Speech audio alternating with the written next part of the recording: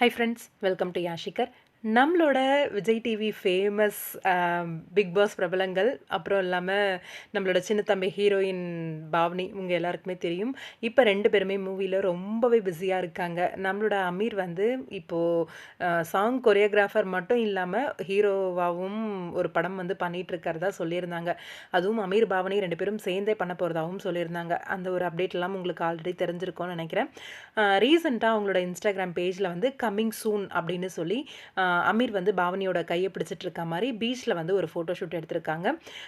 இந்த photo shoot மட்டும்தான் காரணமா கம்மிங் சூன் அப்படின்றதுக்கு, இல்லை வேறு ஏதாவது சர்ப்ரைஸ் இருக்கா அப்படின்னு தெரியல. ஃபிங்கர் கிராஸ் அப்படின்ற மாதிரி அந்த சிம்பிள் போட்டு அவங்களோட கேப்ஷன் வந்து கொடுத்துருக்காங்க. என்னவா இருக்கும்? அப்கமிங் வெட்டிங் தேதி நெருங்கிட்டு இருக்கா, அதனால தான் இதை வந்து போஸ்ட் பண்ணிருக்காங்களா அப்படின்னு தெரியல. ஏன்னா இந்த ஜோடி வந்து பிக் பாஸ் சீசன்லேயே ரொம்பவே ஃபேமஸான ஒரு ஜோடி.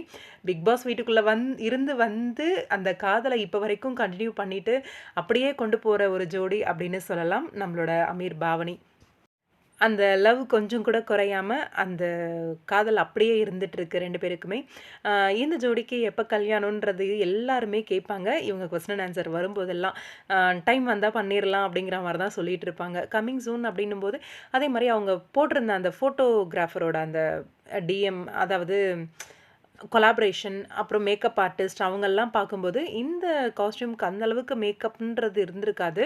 இந்த மேக்கப் ஆர்டிஸ்ட் அப்புறம் ப்ளஸ் ஃபோட்டோகிராஃபர் அவங்களோட இன்ஸ்டாகிராம்லாம் போய் பார்த்தா, அதிகபட்சமா மேரேஜுக்கு பண்ணவங்களா தான் இருக்காங்க. பார்க்கலாம். அப்கமிங் ஏதோ சர்ப்ரைஸ் இருக்குன்னு தான் நினைக்கிறேன். வெயிட் பண்ணி பார்ப்போம்.